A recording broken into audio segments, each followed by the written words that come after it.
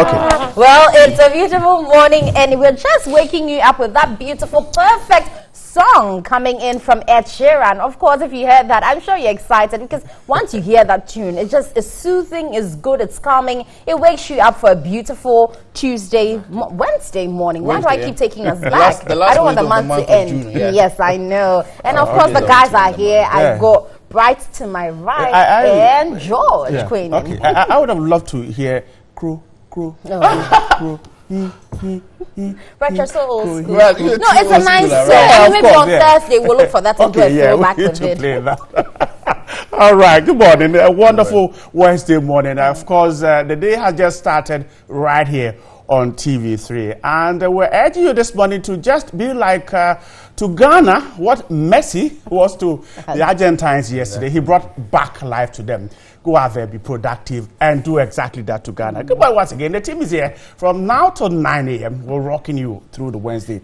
And here we're going to have that group that the Koreans have mastered. They're very good, right? Okay, I can't wait to hear them and see them in the studio here. Perhaps you're also itching to see them. They'll be right here in the studio this morning. And we'll also have the winner of the presidential pick. Yes, she's also coming here. Lima. Just 90 years old, yeah. Right, so it's a packed one this morning, very exciting to make your midweek a great one. Stay right here, and we will serve you delicious breakfast. But guys, did you watch the game yesterday? I did. I spent all my time. I just don't get this. We got Ghanaians rooting for Argentina. I was like, really? I guess for some people is the fact that they know what Nigeria is capable of. They had watched the matches. And in as much as it's because they are the only African country, or maybe one of the African countries Senegal, that has gone this far, we just felt like we should, rally behind them. But not like we appreciated the kind of football they were playing out there, because I was pretty disappointed yesterday. I felt it was the usual African thing. They score, they relax, and then people just take over, and they're demoralized. And it just was normal. I felt when Nigeria had to depend on the final game to move on, I told myself that it's such a Herculean task. I mean, look, a vintage Argentine side would be difficult for Nigeria to beat. I mean, if Messi and Higuain and Co were at their very best, certainly it was going very difficult for Nigeria to go through. So I said when it got to the point where they had to rely on the final game to qualify, I said, look, Nigeria's out of the game. I mean, I agree. It would have been the team. The Argentine team isn't playing too well. If Nigeria had beaten them, fine.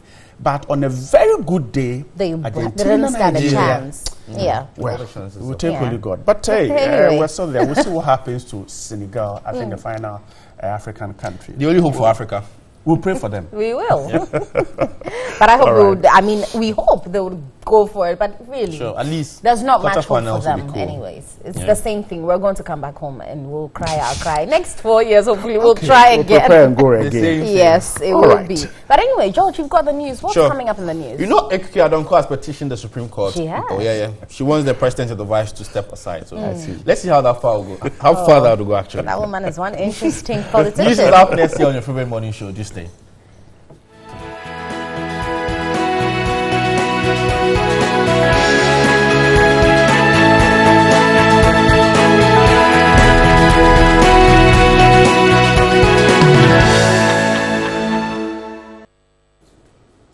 It's the last Wednesday of the month of June in the year 2018, and you're watching news here on TV3. We are live on DSTV, channel 279. I'm Josh Queen. On to our very first story.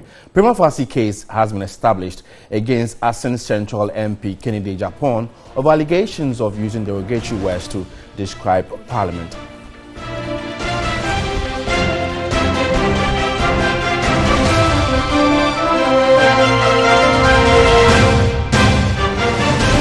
And Public Interest and Accountability Committee PIAC faults government for breaching the Petroleum Revenue Management Act.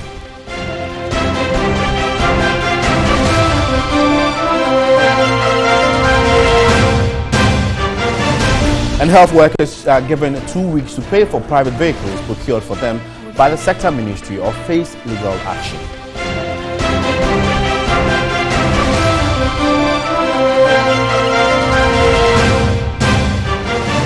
Association of Ghana Industries, AGI, challenges government to deal with the current depreciation of the cedi against major trading currencies.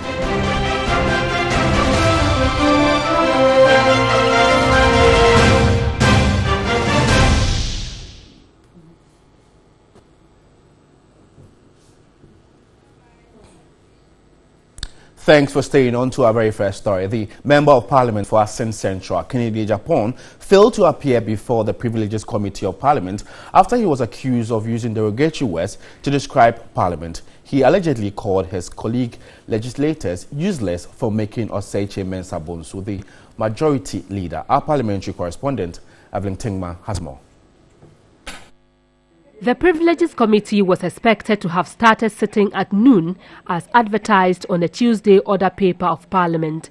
The time was later moved to 2 p.m. as the chairman of the committee, Joseph Oseiwusu, who is the first deputy speaker, was in the chair. Sitting finally began after 2:30 p.m. The minority chief whip, Muntaka Mohamed Mubarak, who is a witness, was called in. The contemnor, Newday, Japan, failed to turn up even though he was earlier available in the chamber during parliamentary proceedings. The media was, however, not given the permission to provide coverage. The press are here with their cameras. Some are probably thinking of doing live report, but we had not programmed today for the press. I don't know, I was confirming with my clerk, and he says he has not invited the press. So we don't know where they picked the information from and came here. Our decision was to listen to the plaintiff, evaluate and determine that indeed there is merit in his complaint before we start the hearing, because we cannot do it behind the contemnor. Newday, Japan, was hauled before the Privileges Committee after he allegedly called his colleague legislators useless for making Oseiche Mensah Bonsu the majority leader. His comments were deemed to be in contempt of Parliament and was accordingly cited as such by the minority chief whip, Muntaka Mohamed Mubarak. And still on this development, a prima facie case has been established against the Asin Central MP, Newday, Japan. The committee says there is merit in the accusation leading to contempt of Parliament. Vice Chairman of the committee, Andrew Kofi Mensah, said the committee is of the view that Newday, Japan is in breach of Article 112 of the Constitution and other 31(2) of the Standing Orders of Parliament. Newday, Japan is therefore expected to appear before the committee on July 3. The committee's decision is that there's merit to accusations of contempt of Parliament, and it is important for the Honourable Newday, Japan to appear. The committee is of the opinion that it's in breach of Article 112 of our Constitution and Order 31(2) of our Standing Orders, and it's also in breach of Clause 49 of the Code of Conduct of Members of Parliament. Newday, Japan, the Honourable Member for Asin Central, very brilliant Member of Parliament at committee level. He's the chairman of my committee, who is a committee on communications.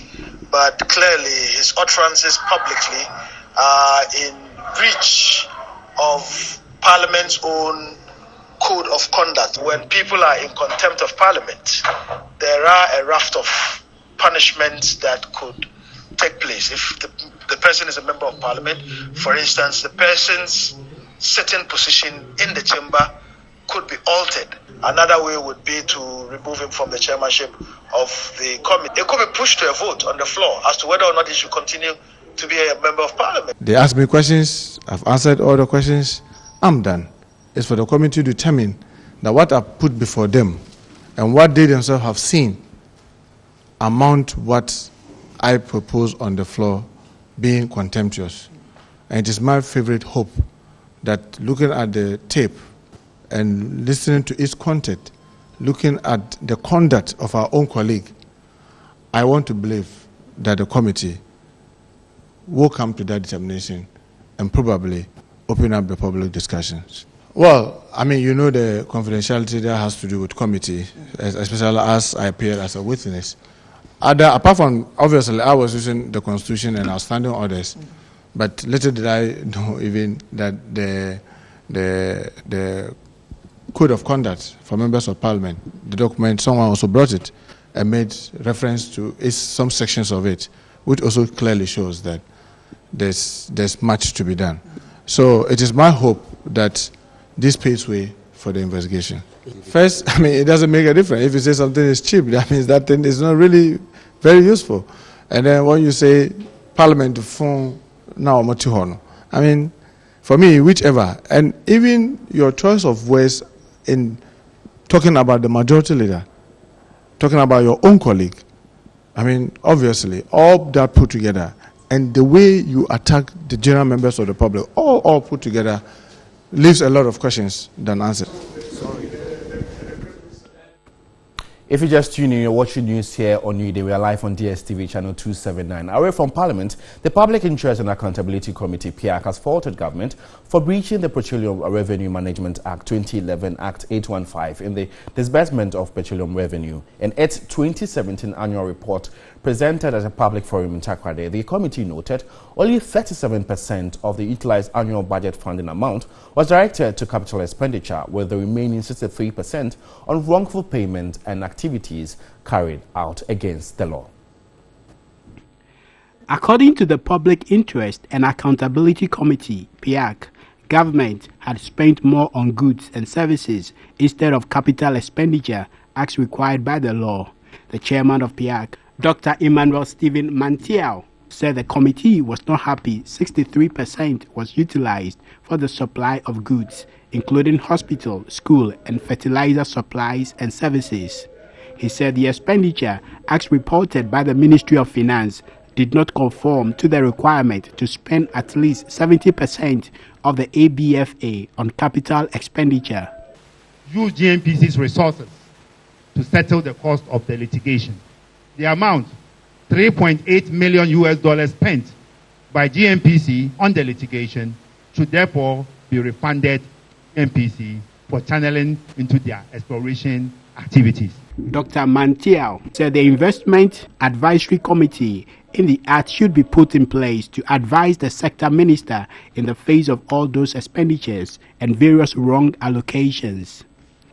He said that among other key findings which were of interest to the committee was the Volta River Authority's indebtedness of $731 million to the Ghana National Gas Company, GNGC, for the supply of lean gas. In other news, health workers have been given 2 weeks to pay for private vehicles procured for them under a special scheme by the Ministry of Face Legal Action. The ministry has also served notice to publish the names of defaulters after the 2-week deadline. Those affected include doctors, nurses and medical consultants. Other allied professionals within the health sector also took delivery of vehicles. According to the ministry, some beneficiaries have failed to pay since 1999. In 2010, the ministry set up a seed fund of 2 million cedis to improve on the welfare of health professionals. Officers from more than 50 health institutions applied for vehicle loan from the fund, but have still not paid. An additional $5 million was paid into the fund, from which other health officers took loans but have failed to repay. The ministry is threatening legal action. We are going to publish in the newspapers and also bring the names to various associations and unions. And we'll give you 2 weeks. If you don't pay your debt or make satisfactory arrangement for the payment of the debt, then we'll have no option but to take further legally sanctioned actions that will enable us recover the money. In another development, the Ghana Registered Nurses and Midwives Association has launched its health sector occupational pension scheme website. The website is to provide credible data of pension contributors in the health sector.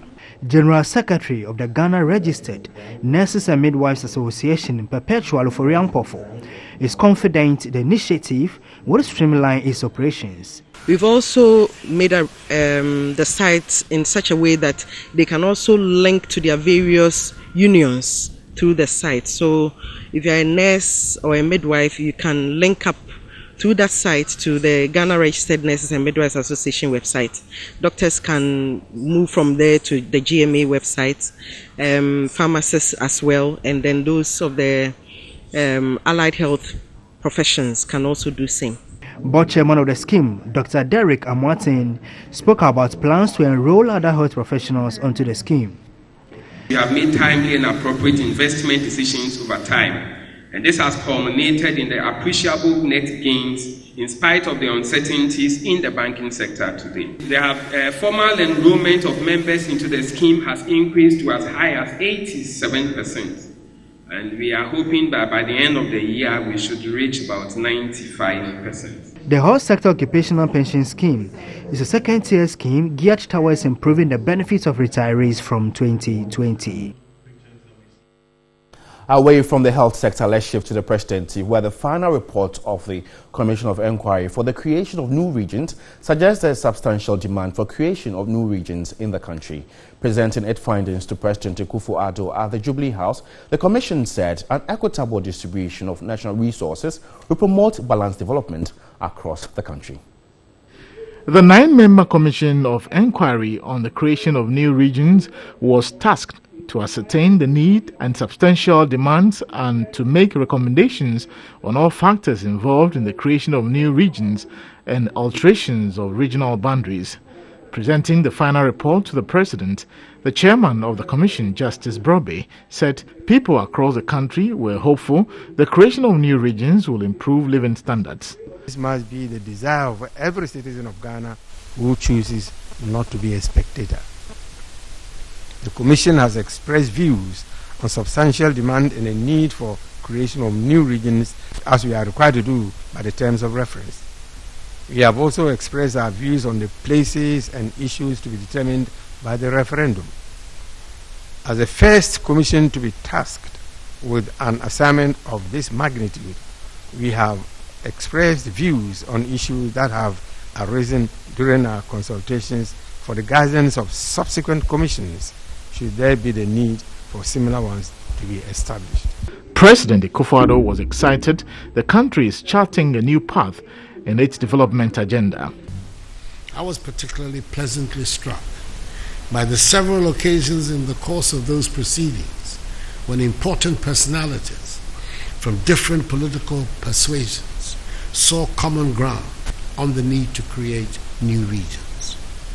It is clear that the process has been demand-driven and reflective of the will of the people as the Constitution so intends. This is the first time that in a constitutional era, regions are being created under constitutional provisions. The work of this commission will definitely be one of the landmarks in that journey. History will definitely applaud, I have no doubt, the manner in which this commission has discharged this historic duty. The process will now go through a referendum. The possible new regions will be Uti in the Volta region, Afo and Bono East in the Bono Afo region, Western North in the Western region, and Northeast and Savannah in the Northern region. You can engage us on the stories aired so far on our social media platforms. On Facebook, it's TV3 Ghana, and on Twitter, is our news TV3. The Minister for Food and Agriculture, Dr. Efri Akoto, has justified the 745,000 jobs created by planting for food and jobs in 2017. At his turn in the Meet the Press series here in Accra, he however made it clear the jobs were not permanent. The 45-minute delivery of the sector's performance over the past 16 months was an opportunity for the Ministry for Food and Agriculture to clarify issues on government's planting for food and jobs. The sector minister, Dr. Efri Akoto, repeated his statement made earlier this year that the program had provided 745,000 jobs. He explained input distribution provided 14,000 jobs, extension 3,000, production 715,000, post-harvest and processing 10,000, and marketing 3,000. The 745,000 jobs created is really underestimate, but we are exercising, we are on the side of caution, Because if you look at the definition of ILO as to what it means to create a job, it means that we should have done more than 1 million. We have in all the district 216, now 254 representatives, trained agriculturists, directors of agriculture, who are feeding us with information through their regions, and we're going to them and all that.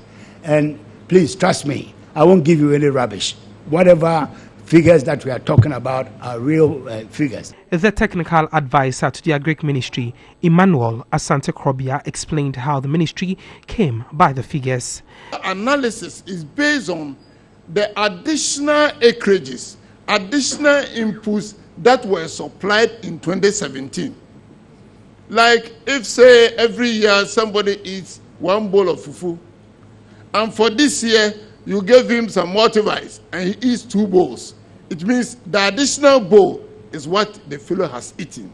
So our analysis is based on the additional acreages, additional input distributed within 2017 that brought additional production. Based on that is what we did our estimation. So all those who were engaged mathematically to have supported that additional acreage, the additional input distribution, the additional output that came from the additional acreages, those who handled it along the value chain, that is the estimation that we did to be able to arrive at the 745,000 jobs. It was made clear the workers were not employed by government under the program but by individual farmers and were paid according to their respective responsibilities. But what happens to these workers after a crop season? International standards. If you are able to engage somebody within 1 week to work even for 1 day and you pay the fellow, by international standards, the fellow has done a job. With this, it means the statement from the Minister of Food and Agriculture that we engaged 750,000 jobs, we created 750,000 jobs, is even far, far, far below. And that's how we end news here on Newday. But you can get more news updates on our website, freenews.com. I'm Josh Quinn. Thanks for watching. Good morning. The Chi lyrics to be able to sing the song in Chi.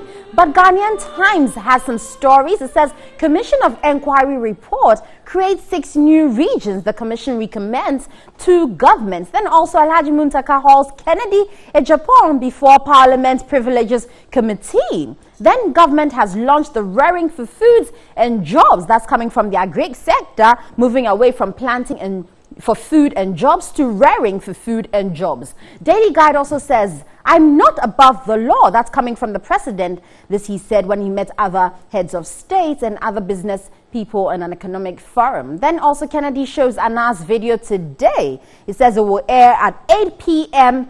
at Net2 TV. Then also New Regions report is ready. Then finally Ekia Donko sues Nana and Bawumia. That's an interesting development and we'll be seeing how far that will go. But Daily Graphic also says the commission recommends the creation of 6 new regions, and that's an insert of Mr. Justice Brobe, who was the chair for that commission. Then also Kennedy Ejapon has a case to answer before the Privileges Committee today. Who watches the Watchman will show today.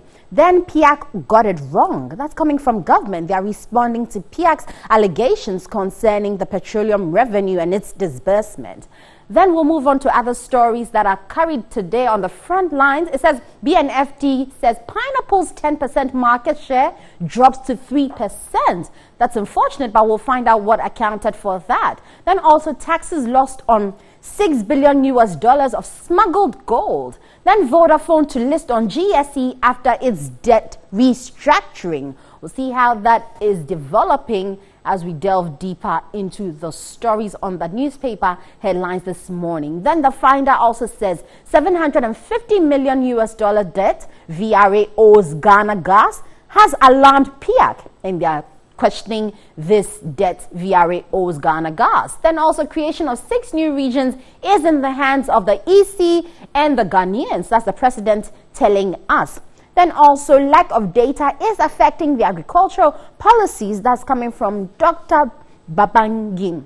Then also $1.162 billion rice import bill is a disaster. That says the minister. Then finally, government is to revamp the poultry industry and fix 6 seed processing centers. So these are the stories on the Finder. And then finally, Herald also says Nana B redefines MPP's Akan label and rubbles Nana Akomia. Then Jubilee House has been caught in wasteful expenditure. It prints customized exercise books for change of guards at the presidency. Then pro-GRA boss for corrupt acts. Top officer alleges sale of cars and goods at ridiculous prices to family and friends. Then Kennedy Japan gets special treatment in Parliament 3 years after Black Rustler's public appearance. So these are the stories on the front lines of our newspapers this morning. The creation of the new regions gets a lot of space on the newspapers. Daily Guide has it, The Times has a story, to Daily Graphic, and I guess the Finder too. So it's a big story. The president, we're told, has received the report, and that means that the processes at least get into some end. Now it is up to the Electoral Commission and the people to agree to whether we will agree to the creation of the new regions or not. But I am good for it. I'm a student of decentralization. It is good to break down bigger entities into smaller ones so that they become easily manageable. But if we take a look at what we have done as a country previous years in our efforts at deepening decentralization, getting, opening up the country to development, then we can have doubt as to what the final fruit of this would be. If we break down the Volta region to Uti region and then the other one is the Bonafo region into, what does it mean? Will it bring the development that we've been seeking for? The last time we did that, Mr. Rawlings divided the then upper region into now upper east and west. Well, you can see some development, but how well have we seen development? If we go to upper west region now, as we're talking, there are some districts that were created 14 years ago, 12 years ago. If you see the level of development, okay, you will be surprised. A district like Wa East, created 14 years ago, does not have a single road tarred 14 years after creation. Not a single road is tarred. Okay, go to Tafema Busiisa. Luckily for them, just a month ago, some 14 kilometers of road have been tarred for them. There's no district hospital, they are struggling. There's nothing there. In fact, even those who are supposed to administer the district do not have offices to sit in and work. It was just recently that they actually moved to the district capital. So, good to open up, cut the country into pieces, but it should be followed with the necessary logistics, the necessary infrastructure to allow people to govern and bring development. If we are just happy, we are adding 6 new regions so that we can say that Ghana, now the school children will start learning. We now have 16 regions instead of 10. And that is all we can boast of, that our kids can now say that we have 16 instead of 10. We'll be doing the people who live there a great harm. Because if you go to these places and you see the level of drudgery, the poverty, okay, the deprivation, the neglect that you see there, you will be surprised that they are part of a country called Ghana. So let's agree and go ahead. But let us also put our monies where our mouth is. Let us push resources there and get those who will be working there to be able to work, and then we can see development. Other than that, 16 regions, that is the only thing we can be proud of. I think I really agree with you, because this won't be the first time we're talking about this, and because we have precedents, we always learn from our mistakes, and we're always supposed to look at what we've done in time past and how it has helped us. Like you rightly said, 14 years down the line, we haven't seen development in these newly created regions that were done then. I'm just wondering, it's not enough to just say we leave it in the hands of EC and Ghanaians. I believe most of the Ghanaians who live in these areas that we want to decentralize would actually want it. Exactly. Because I mean, they, in their happy. minds, you are promising them something good, in the sense that when you decentralize, you can manage it better. But we also sit back and look at what has happened in the past. We haven't seen it really work for us the way we had wanted it to. So was it enough? If you don't put in the systems and the structures that need to manage these things, to make sure that everyone who's going to get a newly created region is going to see the development we so desire, then really it just becomes putting pen to paper and just writing things as it's always been.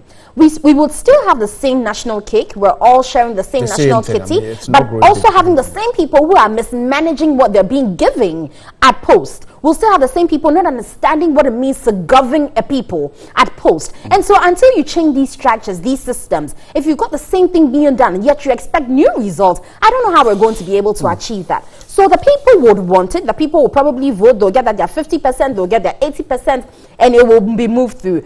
But when it's done, are we going to see the development we so desire, for which we're rolling out this big issue? Water, roads, electricity, hospitals. I mean, these are key.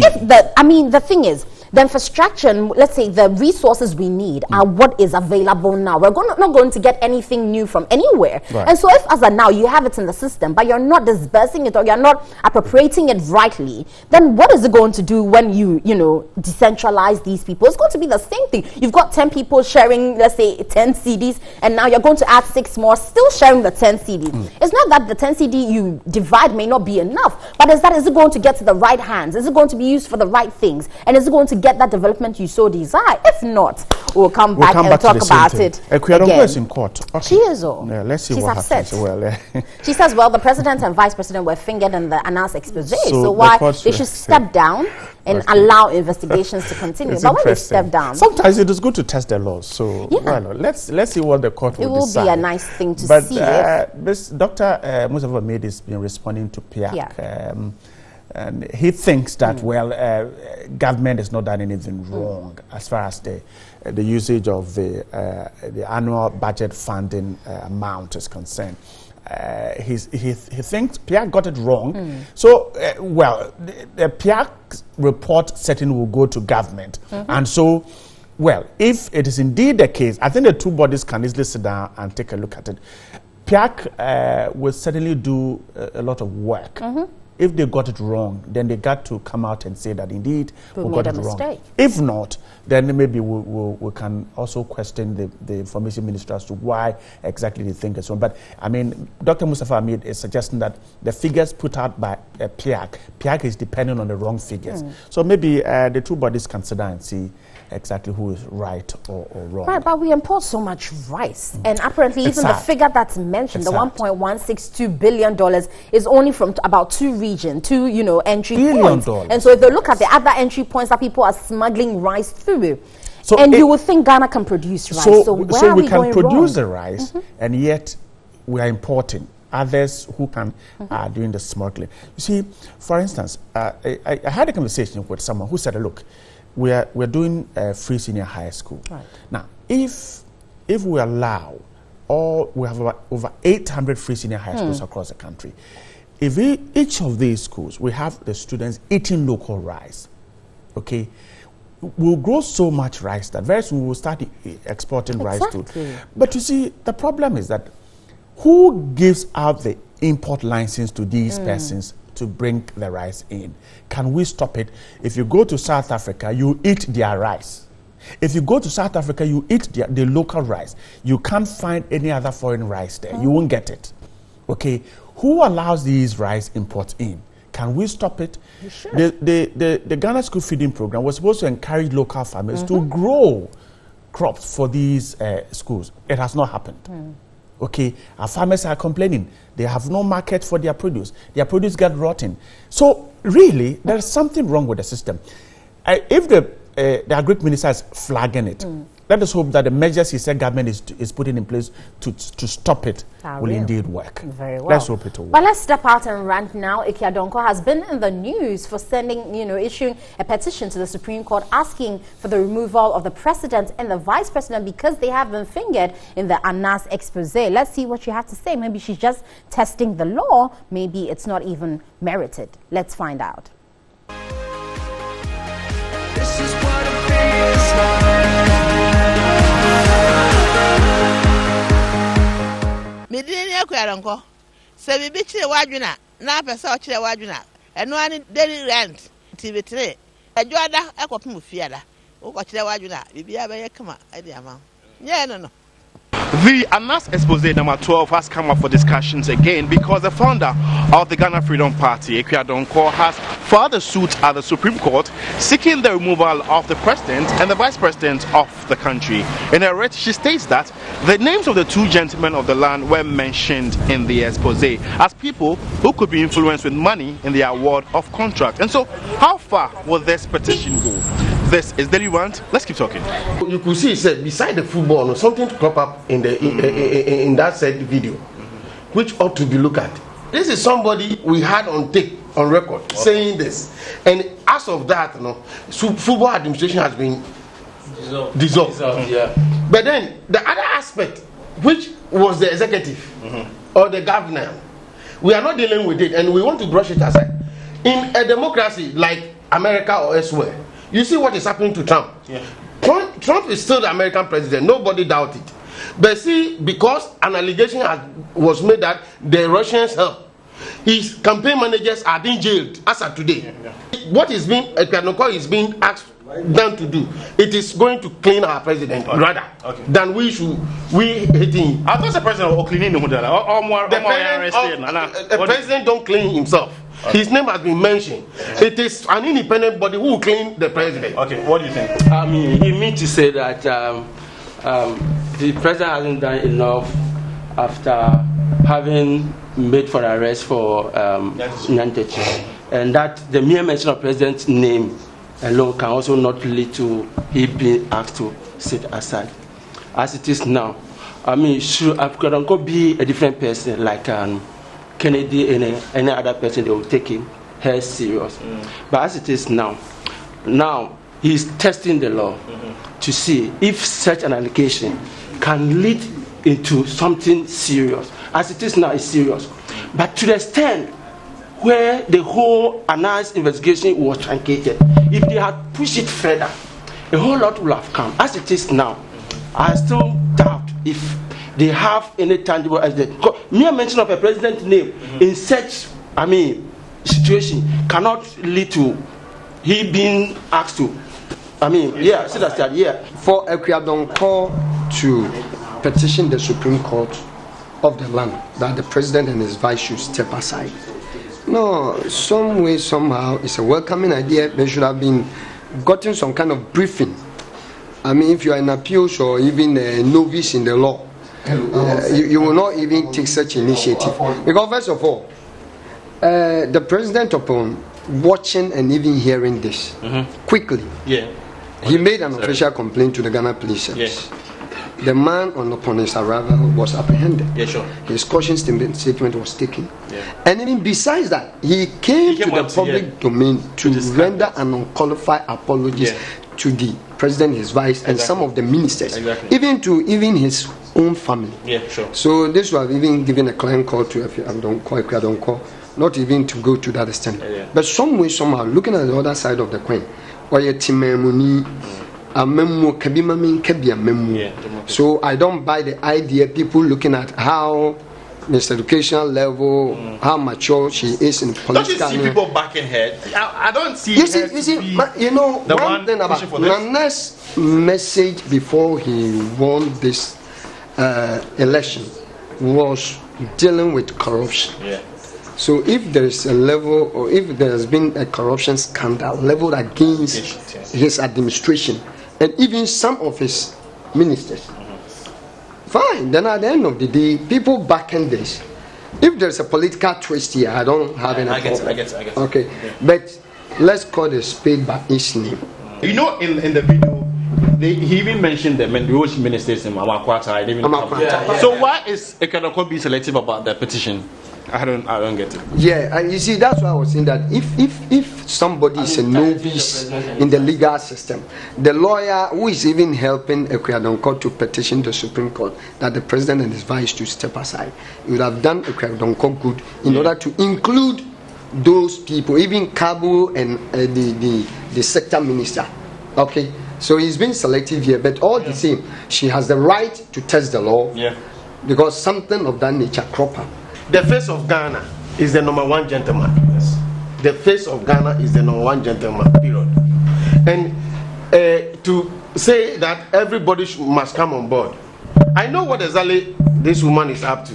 Okay. It could up to I think you know more. She could be up to some mischief. Yeah. It could be politics. But whatever be the case, she is a qualified Ghanaian, a citizen. Mm-hmm. And the costs are there. When something happens and you don't understand it, you have a right to go to the court for interpretation. It is for the good of tomorrow. So that even if nothing comes out at all about this, there will be a precedent. Yeah. And going forward, all of us and future president will be guided. Exactly. That's it. So guys, where do you see this going? What do you think will come out? For me, I don't see anything coming out of this as usual. It is business as usual. So long as the way we've structured our democracy and the president waged so many power in this country, if you make me president tomorrow morning with the same powers we've given to our current president, I'm so strong that you can't do anything. Because of the immunity they have or something? Yeah, not the immunity. And the way the immunity is there. And do you know our current constitution? Do you know how powerful the president is? Yes. Very, very powerful. Yeah. On it. Right. And it is like the problem is if there's nothing like what we call miscarriage of justice, then do we also that the president can be impeached? Sure. So you see, my problem here is, Maza, something went wrong with regards to Kwesi Nyantakyi's issue. Okay. Now the president's name has been mentioned, the vice as well, the deputy sector minister, Kabu. And you see, my problem here is the president had taken initiative already. He said, listen, get that man arrested or call him for interrogation. And upon his arrival, he was called. Okay. Now, Kabu, the police administration invited him. He gave his caution statement. Now, let us see. I'm waiting to see Kwesi Nyantakyi, the prime suspect of the whole saga, the whole drama. I'm waiting to see what will be the action. I have not been following whether he has appeared before court and the case has been adjourned. If it's just been a banter between him and us. It's good that Ekwadonko is doing that. And I'm also going to go for a lawyer and then me too. I want to send one of our leaders to court. And then, because I remember 2009, immediately after the election, somewhere February, if you know the stretch from Dansuman, Old Winba Road, we had a whole vice president. He came to stand at that road and then promised us that as for this road, it will take us 6 months, we will complete this road. And then, since then, the road has not been completed. Like, there was no even... so, I mean, he promised and he failed? Not that he promised on a political platform. He came to stand on that stretch of land. And saying that they have given that road to a contractor. Okay. And within 6 months, they will complete the road. So the petition will be to do what? Because I know that this man, Akufo-Addo, our president, has already called the CID to investigate what Nyantakyi said. What Nyantakyi said, the names that Nyantakyi called on his that expose. What he said, he said the CID should investigate that matter. And people are sitting here saying that they have left it aloof, as if the president has done nothing about it. But the thing is, here in Ghana, investigations are carried and then reports, just shelf reports. You don't hear about reports. You know what I mean? Have you ever gone for that report before yourself? Or have you asked for that report of yourself before? Are you a Ghanaian? No, but my brother, you know something. We are talking about Ekwadonko here. You know something? For me personally, Ekwadonko, I don't see anything wrong with her taking the case to court. Okay. And as such, he has a lawyer. Yeah. And I don't believe the lawyer too is that. Yeah. I hope you are getting my point. So Ekwadonko is not going to the court alone. He's going with the lawyer. And I believe his lawyer also knows the interpretation of the law. So one thing I believe that we should just wait and see what comes out of it. This is an issue I'm doing that Papano has done something good. As I say, what claim Dino. Okay. So Ekwadonko is a Ghanaian and can test the law. Let's know what you also think. She's petitioned the Supreme Court to make the president and the vice step aside because their names were mentioned in the NAS expose number 12. Let's know what you think. Log on to our social media platforms. On Facebook is News on TV3 and on Twitter is our News TV3. Thanks for watching. Good morning.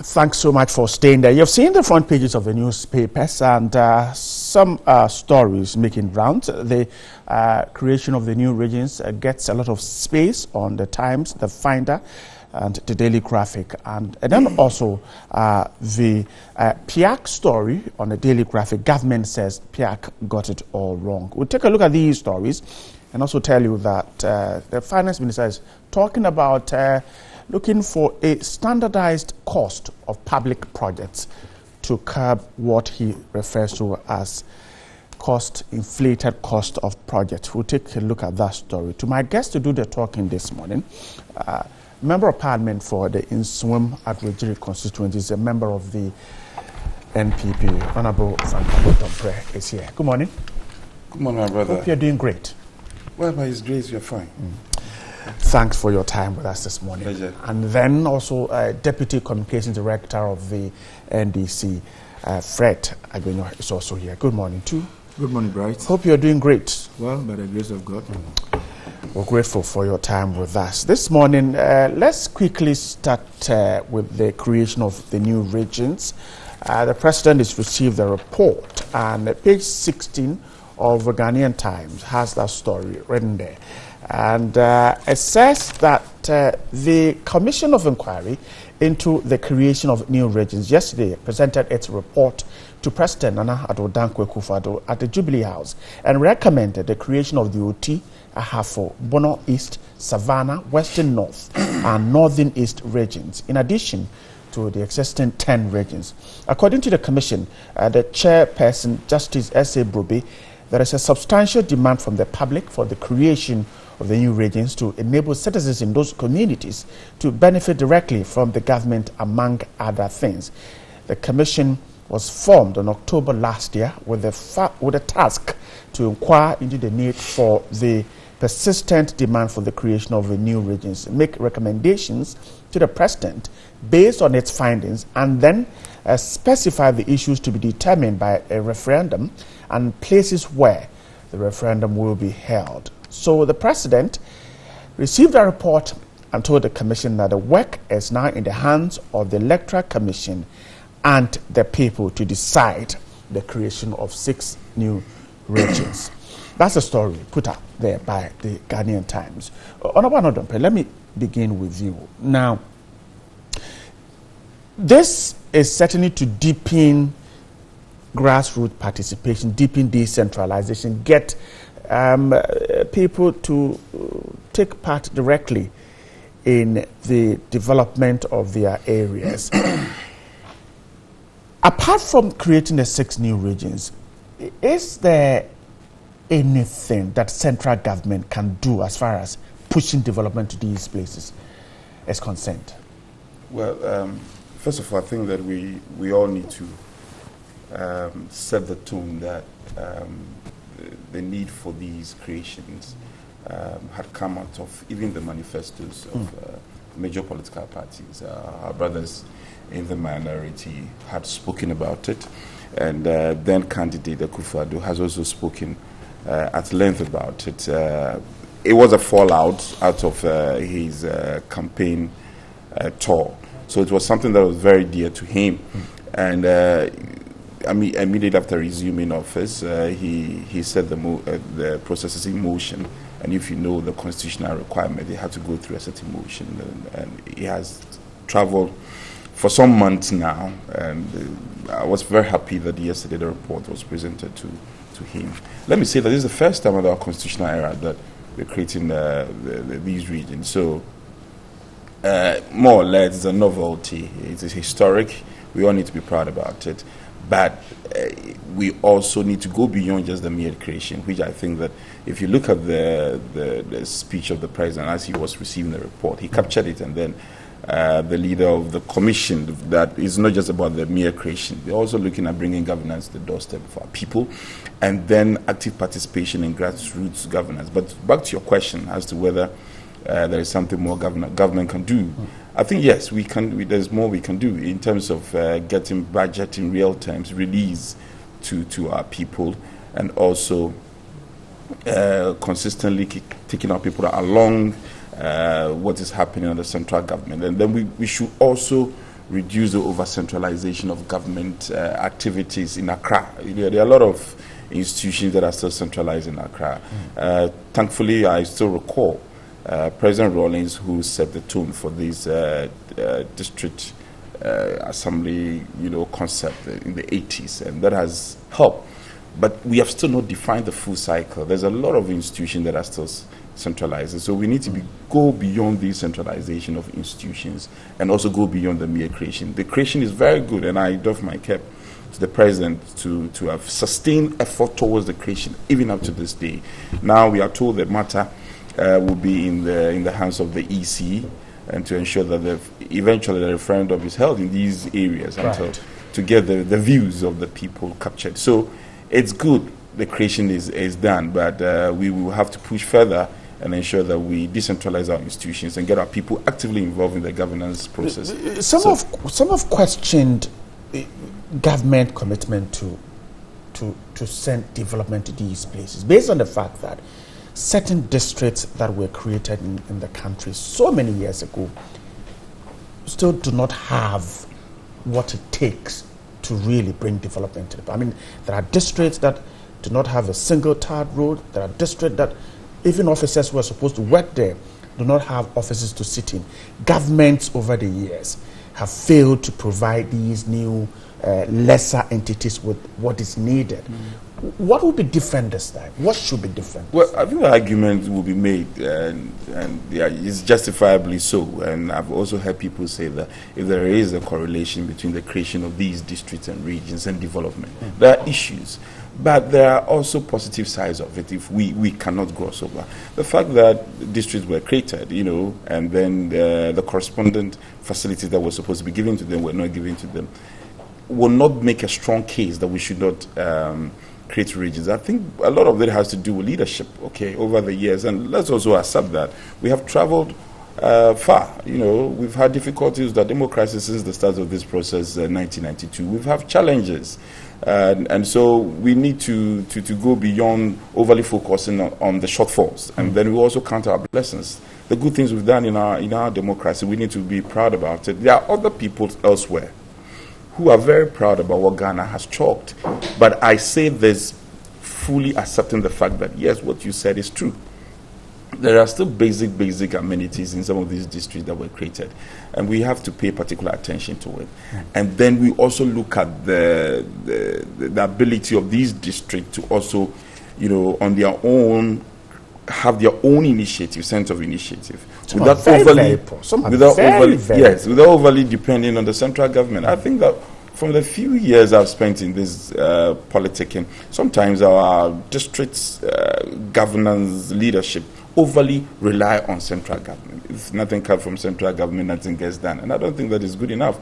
The other places that we're looking up to, for instance, there's this process of electing MMDCs. If you look at elsewhere, Americans and other places where this process has started some time now, they don't wait until central government sends stipends before they develop. And then there's a lot of corruption even at that level, even where these funds are sent, there are issues about what they are used for and the accountability to the people. But gradually our people are becoming very sensitive to the activities of leadership from whichever level. So if you find yourself today, you are municipal chief executive, and then that eventually you will go back and seek re-election from the people, and you don't account to the people. You don't get transparent to the people. And eventually, the people will punish you for it. And I think that we are making progress. We need to all have the patience to allow the process to grow. And then within, we can build our democracy strong as a nation. So, of course, there are challenges, but I think that it's a very good process that we have to continue with. Fred, how much pressure should we put on governments? And I mean, not this government. I mean, the problem has been there since this Fourth Republican journey started. How much pressure should stakeholders put on government to get the needed development to kickstart these new entities? In fact, if a district is created without roads, the development virtually is moving at a snail pace. What kind of pressure should be put on governments? Well, Brian, thank you very much, and good morning to our viewers. I think that the citizens have the power to put pressure on government to make sure the right things are done in the society. We all have been in this country all these years, and we remember that anytime we are going for elections, constituents are able to compel governments to either construct roads, to provide water, provide electricity, or what have you. So it means that if you put much pressure on the central government, wherever the resources are, the central government is able to look for it and give you the needed development that you deserve. Now, coming back to the substantive issue of creation of the regions, it is true that almost all political parties, major political parties, spoke about creating more regions in the country, leading to the 2016 elections. I have had the opportunity of reading, those who are for the creation and those who are against the creation, and reasons that they've all advanced as to why they think we should create and others think that we should not create. And we need to look at our development agenda in perspective, especially the local government structure as we have it today. Now, if you check the local government structure, development is at the district level. They are the people that we advance resources to, we give money to. They have this assembly common fund for development. The regions are supposed to play a coordinating role between the national and the district. The regions don't raise their own revenue. The regions don't take levies and stuff like that. They don't do any of those things. In fact, we don't even allocate much resources to them, apart from maybe the regional monies that go to all the regions for their operations. And so, if the issue is about development, where should we focus attention? Is it the region or the district? Do you understand? Because if you create a region, how does that bring development to the people? The argument has always been that, well, the distance from a regional capital to the district, in some cases, the Bonafide region, for instance, is huge, and so we are getting two out of that. Won't that make work easier? That's the argument. Well, so let's cut it into smaller pieces. We have two options: bring development, and everything the distance become very short. If the road network or road infrastructure is good, if the railway system is working, if telecommunication is working effectively, distance doesn't matter at all. When you travel to the United States, states are far apart, and yet they are able to work, to the center. And so our problem is our road infrastructure, it's our railway system, it's our telecommunication system. If the system is working, you can sit by your internet, in your office, by your computer, and transact business without necessarily having to move out of your office. If the road infrastructure is good, you can travel from Tamale to wherever, or from any of the district to Tamale without any difficulty. Now, are we substituting the creation of these regions for the development of the areas? What really is the agenda? As where we are now, we can only commend the commission. They've done their work. They've broadly consulted the people. I'm not too sure if all the stakeholders were met, but so far they have submitted their report. They have recommended that we create 6 regions. We are supposed to go for a referendum. I'm not too sure what the provision is. The affected areas, which areas are we calling affected areas? Is it the entire region that will be taking part in this referendum, or the area that will be carved out of the region that will take up part in the referendum? We need to know. Now, we are told all registered voters in the affected areas will take part in the referendum. We are told that about 51% or so, or 50 plus 1% of them must take part in that referendum. Then about some 80% of the people who cast their vote must say yes for the regions to be created. I don't know to what extent we have, done the groundwork to be able to allow this thing to happen. Because really, if you go to the voter region, there are those who are for the creation and there are those who are against the region. Now, the people who live in the areas where the regions are to be created, they are calling for the region. If you go to the Oti area, the northern voter, they will tell you that yes, our road network is terrible. Water, we have problem with water, we have problem with healthcare, education, and what have you. Now, Others have asked the question, if you have a problem with roads, let's fix the road. We don't need to divide ourselves into two before we are able to fix the road. If you have a problem with electricity, let's provide the electricity. We don't need to divide ourselves into two. As I sit here, I cannot make a determination whether it is good or not, but all of us as a people must analyze it and put issues, like I said, in proper perspective. What is good for the country? What is it that we want to achieve with the creation of these regions? What mischief do you want to cure? Is it development to the people? If it is development, how is it going to come about? Because you have just raised a concern that we have created even districts in this country. They are supposed to be the engine of development. That is the base of development. In most cases, they don't even have the resources to start with. I know of a district office in Ashanti region. They operate at the filling station. There's a story building in the filling station, and that is where their offices are. You know, it becomes very, very problematic. I agree with Honorable when he said that we need to pay attention more to the district assemblies and this over-reliance on central government for us to do everything. I think that the time has come for us to quickly start looking for some entrepreneurs to partner our DCs here, MNDCs, to see how best they can utilize the resources within their catchment areas for the development of the area. You go to most of our districts, they have this arable land, they have water bodies, they have everything. And yet, the district is poor. They are not going to agriculture, they are not going to anything. I did not come to the time where we should be able to allow this assembly to, okay, maybe at this time we are going to fish farming. And so if you are looking for fish, you are looking for tilapia, you can drive to a particular district and you know they have a commercial tilapia farm. You can go to another area where they are into vegetables. You can go to another area where they are into maybe cassava production and what have you. We say we are an agriculture country. God has blessed us with everything that we need to develop our agriculture. To what extent are we getting the assemblies involved? Assemblies partnering with other, business persons to bring about this development. It is a major problem. Travel around the country, and as you said, you get some of the districts, no single road is motorable. All the roads are in terrible states. All the roads. And the assembly, we have tried as much as we could in the past to even provide them with this bulldozers and what have you. You go there and they are parked there, you ask them why, they should have fuel. Just fuel to be able to move and, go and work on the road. To reshape the road. They are unable to do it, they don't have the money. Now, look at even the money that are allocated to these assemblies.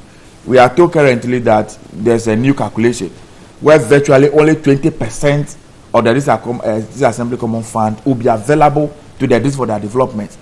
Others are all decided that I think has rejected that. Well, I don't know if they have rejected it fully and the implementation is taking place because this is a directive from the coordinator or the director of this assembly common fund. They have shown that how it should be. I don't know if they have reversed it and that is what's on the ground. Because we got to the most of these DCs and I'm sure you talk to them. You can talk to your DC on the ground. Several things they want to do in the district don't have the money to do it, and they are just sitting there. They are not doing anything, and so. Well, we commend the committee, we commend the initiative. People are calling for the creation of the regions in the affected areas. But I'm saying that if we create regions and we don't give them the necessary resources to be able to bring about development, which is key, then we have not achieved anything. If we can assure ourselves that we are not just creating these regions for the sake of politics, but that we are doing it because we are determined to bring about development to our people, and that we are going to resource the districts so that the development all of us are looking forward to will come to that area, they're all well and good. Otherwise, I have some difficulty about how we are going the creation of the now, maybe before Honorable Anok comes in, the president said yesterday when they submitted a report to him that everything is in the hands of the EC and the people. And the people. We all know the current state of the EC. I am not too sure what is happening at the Electoral Commission. They are supposed to take this referendum. These assembly elections should be coming. National elections should be coming. Where we see today, we don't know what is happening. We know there are some case, there's a case in court that they are still dealing with. The preparedness and the readiness of the Electoral Commission to discharge their duties, we don't know. And it can create some difficulties for us along the line. So let us quickly iron out those issues and make sure that they are in good standing to discharge their duties. I have heard the minister in charge of this new regions, Mr. Dan Butwe, say that he's actually been dealing with the Electoral Commission. He said everything that he's done so far, he's dealing with them. But you wanted if I may, just first of all, I think that my brother would also admit that what is happening, of course, we are all taking interest in what is happening at the EC, and that is beyond the presidency.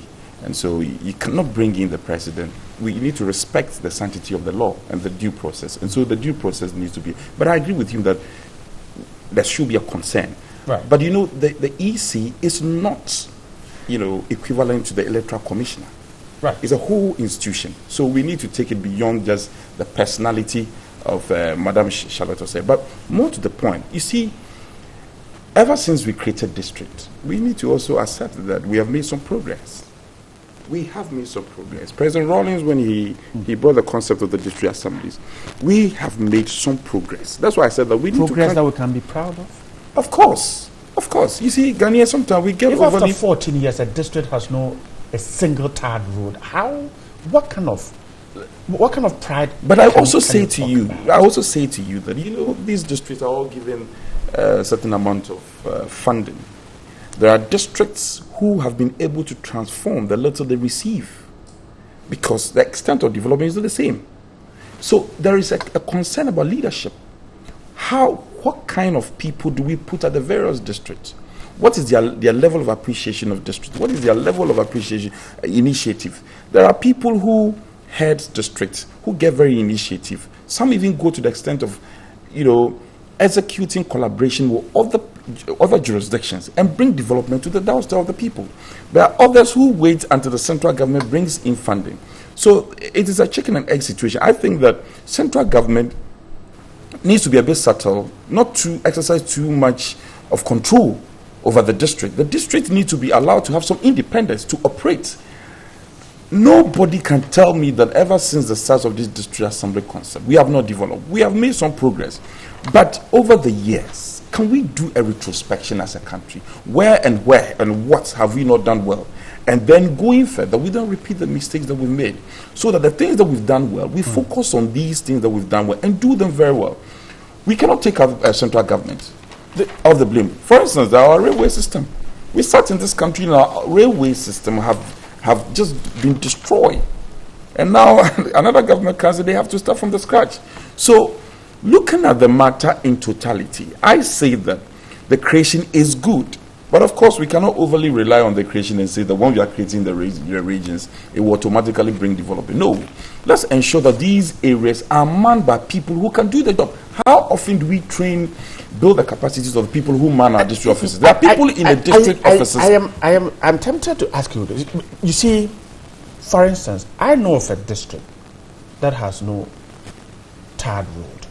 Now, the cost of that road is beyond the assembly. In fact, if they sell all the human beings in the district and their property, they cannot construct that road. Okay. And yet, 14 years after, the district has no single tarred road. Why is in the Upper West region?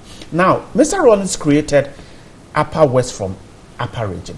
Today, as we sit here, the road from Wa, the Upper West capital, joining the Upper East, is the F. So, I mean, the region can't construct the road. Now, if you can't give that amenity to that region, why do you create them? So let's see. That's a question. It's a question of leadership. In my humble view, I think it's a question of leadership. Okay, we just set the process in motion. And then we cannot say that, well, because somebody could not do it, and because over the years we have not been able to do it, we will not be able to do it. It would not be right. And we will need not a change of mind then. Of course, we all need change of mind. But I think I have confidence in this present leadership that they will be committed to it. For us, most of the things we said we were going to do, there are challenges. Our colleagues have said that we will not be able to do them. Many of them have been set in motions, and it's a question of time. I mean, it is a question of time that we will see if indeed we'll be able to execute these things that we said we're going to do. So, as for me, I think that is a question of time. There's hope that it can be done. It will be done. Right. Definitely be done. Right. I don't think that anybody is questioning our ability to create regions, whether we can do it or cannot do it. It's not. I am questioning the commitment of governments to bringing development to these smaller entities that we It hurts me when we are discussing subjects of this nature. We release with partisan politics. Who did what, who didn't do what. It doesn't help the discussion. We are all Ghanaians first and foremost. And so some of these things we can discuss them without necessarily going and start doing that and also come in. Eventually, we lose focus. But the point I'm sorry. Let me just 1 minute. Maybe I have to set this right and then you get the import. I'm not saying you came and then you were wrong. No, I'm saying that you cannot distinguish various leadership that we've had and say that, well, everybody was good. No, there have been differentials in terms of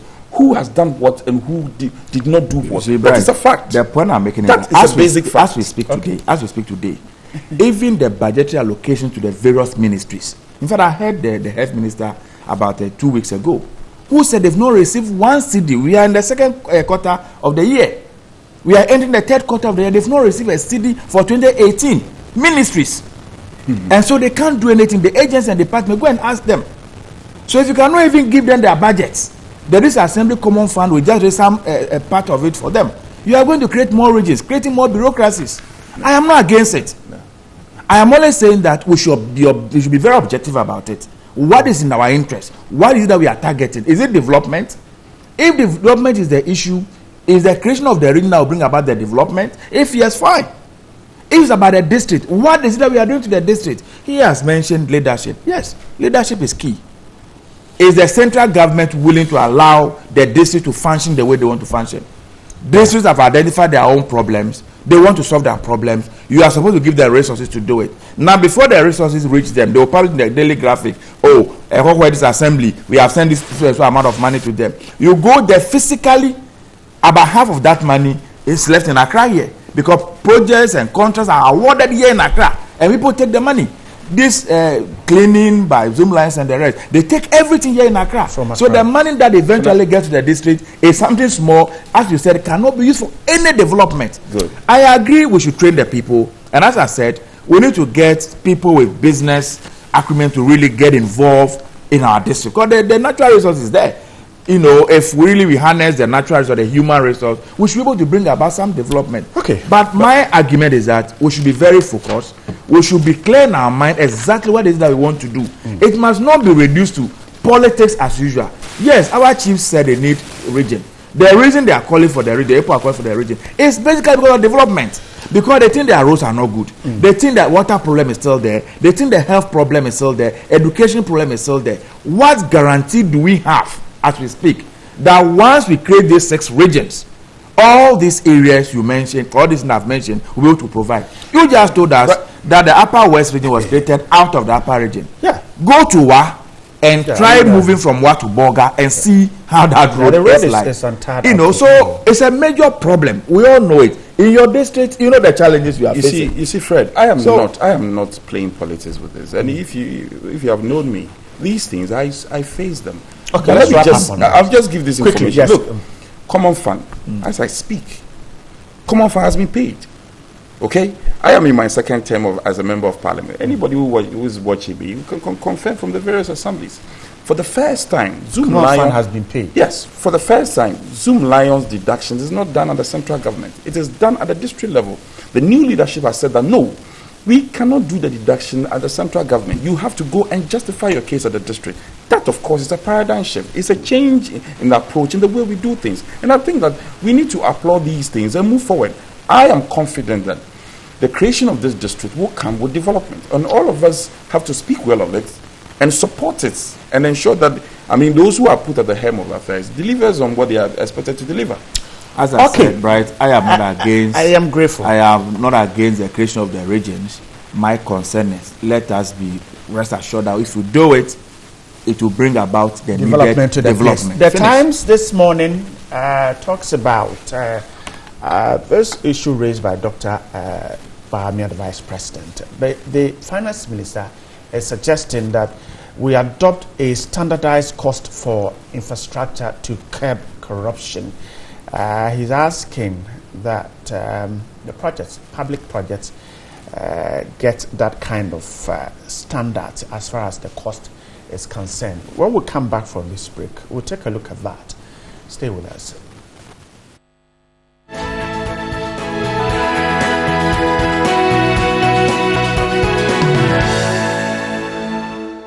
Okay, all right, welcome back. Now, the Times says, let's adopt standardized costs for infrastructure to curb corruption. Now, the Finance Minister has called for a standardization of the cost of public sector projects to curb corruption in their construction and ensure transparency and accountability. Now, he was speaking at the Value for Money conference in Accra. Now, he, for instance, said that in 2014, a 2-story building unit in Kumasi was estimated to cost 600,000 cedis, while a similar building in Accra cost 1.2 million. Now, when the project was revalued in 2016, it shot up to 2.5 million in Kumasi and Accra 2.8. However, in 2017, that same project in Kumasi cost 3.6, in Accra 2.8. This is his worry, and the Vice President has been talking about some of these other projects. It's a conversation we should have about standardizing the cost of public project. Is it a conversation that, as a country moving forward, we should have? You see, the little experience I have, of these execution of public projects is that we have a body called AESL, right, who does a lot of these assessment, costing and then design and the likes. And then if you look at various governments that have come and gone, one government preaches the other comes and then preaches something else in terms of costing, especially. And is a variable that is, having its own effect on our public purse, and it's an area we need to pay particular attention to. Setting the motion for such discussion is important. It's extremely important because not too long ago, there are projects that were done by government.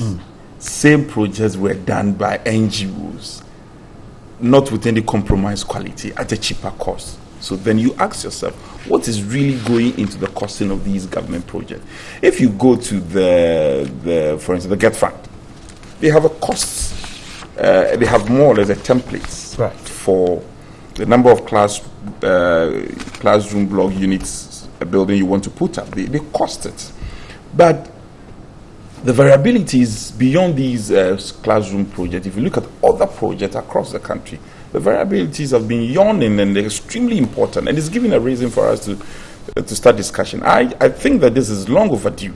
This discussion is long overdue, and probably not just government policy, which will be at the discretion of various governments that will come and go. If you look at our constitution, we have something we call directive principle of state policy, giving a certain roadmap into how governments should behave, even though a number of rulings have said that it's not justiciable. If it is a roadmap we need to look at, and one of the things we can look at, following the suggestion coming from the finance minister, is to pass a law. It shouldn't just be at the discretion of government, and then a mere government policy, because government today will not be there forever. Another government comes and changes it. So if we can get a law, an act to be passed, and ensure that we regulate the costing of public, because I tell you, casually, if you do an analysis of it, it's an avenue that is taking a lot of public funds, and there's a lot of wastage in that area. And so, is it due to corruption or inefficient systems? It's both. It's both. There are people who, through that process, they make a lot of money out of that. There are a lot of allegations of. I don't want to go. It's too early this morning to start citing cases. It is gone. We need to forget about the past, but the past needs to inform us going forward. And then there are also. Apart from it being corrupt, there are also an aspect of it where it's about capacity. People don't even have the knowledge to get the right designs, and it's costing the nation. The cost to us as a nation, eventually, it is greater. It is greater because we are in this country, school buildings are put up, the quality is suspect, and then auditors go and pass it. In few days, the buildings come crumbling down, and it's the state has to find some money and go and put up the same building. So it's a bigger matter, and we need to take it. I am not for the argument of this classroom unit caused this, and that this era, this person built this hospital, and that this caused. We need to move the argument and have beyond a conversation that. About and then having standard costs. Yes, and it should be a broad-based conversation to ensure that we set the tone for the right thing to be done. No government will be able to remain in power forever. One day you'll be gone. But unfortunately, this discussion comes up when there is a change in government. Exactly. That is an unfortunate aspect that whenever there is a change in government, you hear people say all these things. They should have built it with the X amount, but they built it with the Y amount. And that creates a certain impression. So that once you start talking about this thing, from the word go, it becomes politicized. And then you don't get the necessary input that is needed to be able to fashion a roadmap. And that is a challenge. Fred, it's been the challenge. Where do you stand? Well, I think that I agree largely with all you have said about this particular issue. It's a conversation that we need to have as a people. we need to standardize government projects. There's no two ways about it. And we need to put the necessary parameters in place. Have an issue. You see, you cannot award a contract to a contractor, government contract, project. Go and construct a road, go and build a school. You don't give any form of mobilization. This contractor now goes to the bank to go and take a bank loan. He finishes the project, hand over the project to you. He raises certificates. 2 years, 3 years, you've not paid the money to him. Now, as he rightly said, the cost of projects are not determined by president or vice presidents or ministers. We have technical committees who sit around and then look at the designs and everything, taking all other things into account and determine how much a project must cost. Now, because they know governments don't pay on time, if they are evaluating a project today and a bag of cement is say 30 Ghana cedis, they will do it maybe 60 Ghana cedis because they are looking at inflations and its impact on the particular project. You mentioned projects that NGOs undertake and that of government. If an NGO is going to build a school, the money is ready. They go to the market, they pay the market price for the cement, market price for iron rod, and all the things that they need. They pay the labor instantly. And so definitely they will use today's price to build that particular project. Government to build a project, 5 years you've not paid. So all those things are factored into it. And again, I've said that you cannot just look at a project and determine a price. Several factors come into being before they determine how the price of a project to go. If you travel to a place like somewhere in the voters have, if you know that area very well, if you are going to build, you don't need to buy sand. The sand is right there. You just fed the sand and you are building. But if you are building maybe somewhere in your constituency, somebody need to travel all the way to Accra to come and buy the sand and transport to that area. And so if you say that we are built a 6-classroom block in say Ebri at price A, and then we have built the same team at Keta at the same price, it doesn't make sense to you, or there's a variation, it doesn't make sense, it becomes problematic. This is a conversation that we should have. We need to have a standard. I agree when the president came in and said he was setting up a ministry of the procurement, what's the name? The procurement ministry. I thought it was a fantastic idea to the extent that we'll be able to harmonize and bring all the procurement onto one table so that government now can have the power to determine the price in market, because then the monopoly is there. I'm the only person buying this mobile phone from the market. So when I go the price I'm ready to offer, the supplier will be compelled to reduce the price. But today as we speak, agencies are going to the market to buy, ministries are going, departments are going. So they rather create competition in the market and force the price to go up. So the essence of that particular creation has become zero. And so I agree that we should have a conversation on government prices. But I have a difficulty where a government A awards a contract, a road project. The contractor is working. In some cases, they are got about 80% of completion, 70%. A new government comes to office and says, listen, we want to audit your document, suspend the work. The contractor leaves the site, goes to stay in the house for about a year in the name of valuation. By the time he returns to the site, the road has deteriorated back to zero. And so that is why the example, so the example that he gave, that at the initial stage, a price was given for a particular project. A year after they did the same valuation, the price moved up. By 2017, a price that was supposed to be about 1.2 is now about 3.6. You understand? So these are all the systemic challenges that we have that we need to sit there and have a comprehensive, discussion about. I don't think today this government can get up and say I'm going to build a 6-classroom block at 100 Ghana cedis. You don't determine it. Get farm pricing is determined by the consultant and the people, and it's a state institution. They determine how much it goes for. All the hospitals and the schools that we have. But my major difficulty is the way we act as a result of suspicion. We abandon projects, we allow them to deteriorate, then we come back and look for money and go and start the same project. I don't think that we are helping this country. We create financial loss to the country by I have to those wrap actions. up. I thought we could discuss the Privileges Committee's issue with Honorable Kennedy, but we ran out of time. Gentlemen, I'm grateful for your time with us this morning. Honorable Frank Anadon Press, Member of Parliament for the Inswim Advocate Constituency. Fred Agonyo is the Deputy Communications Director of the NDC. Grateful once again for your time. Grateful, Bright. You pronounce it so well. Yes, Inswim. Thank you. All right, so that's there is more coming.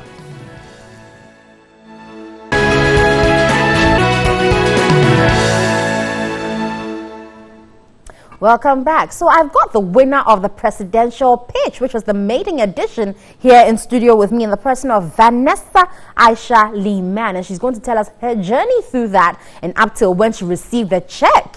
Vanessa, how are you? I'm fine, thank you. You? I'm doing great. So let's start off with how you even came about this whole idea before you went on to the presidential pitch. How did it start? It all started when I completed SHS Okay. and I had nothing doing. So basically, I just decided to sell my mother's product. That's moving from shop to shop. Okay. Yeah, to at least get something for myself. Yeah.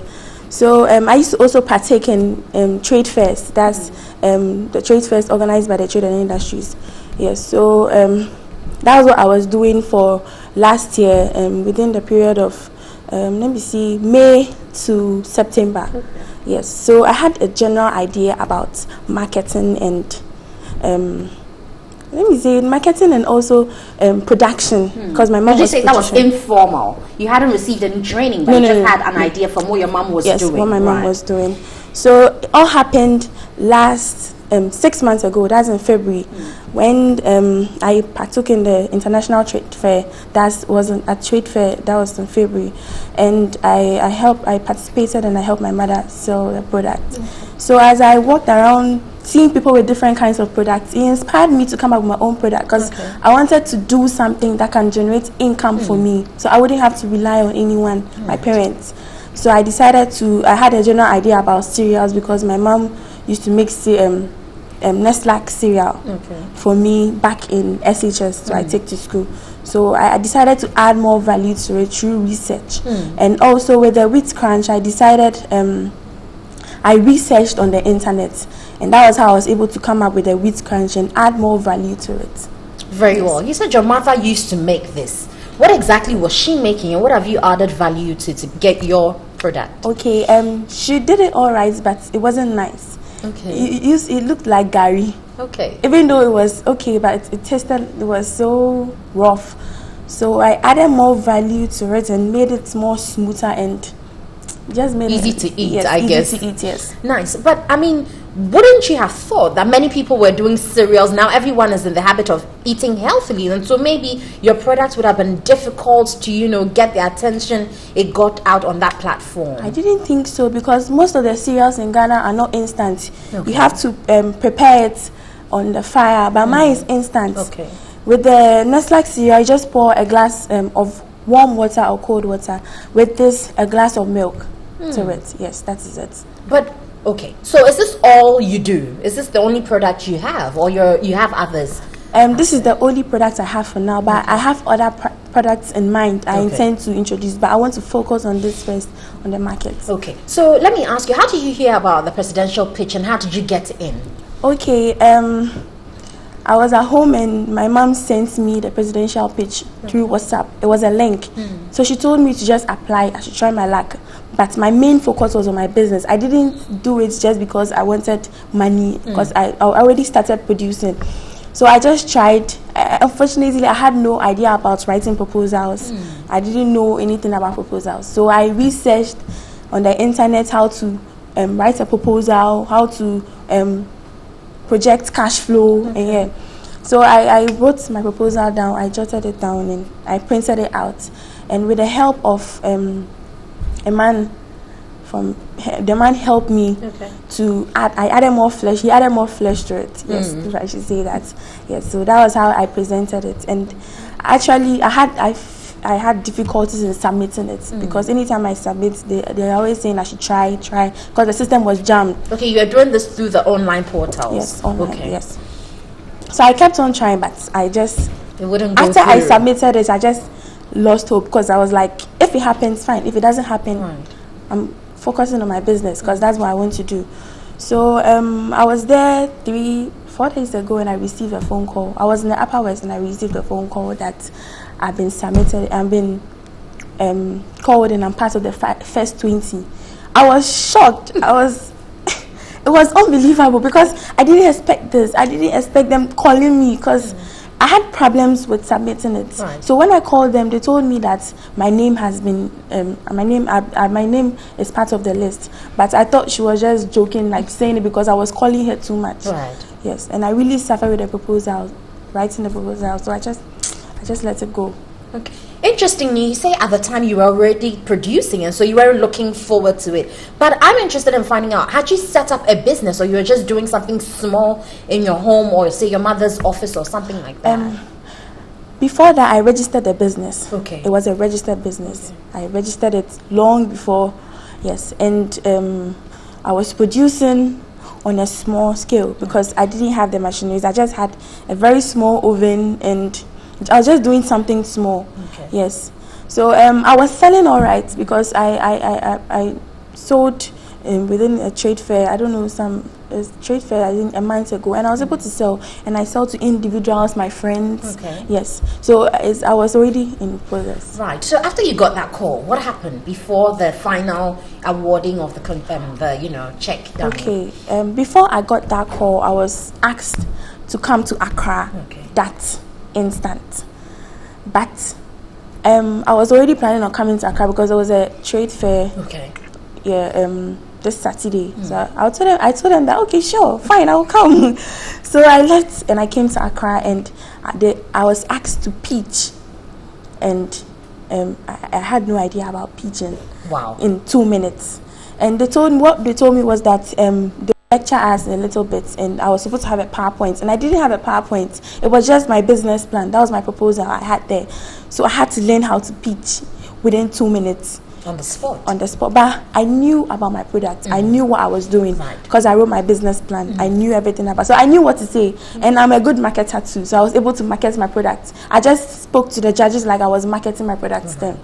Yes. And fortunately for me, by the grace of God, I was picked and I was part of the first 10. That is how I was able to pitch on Monday.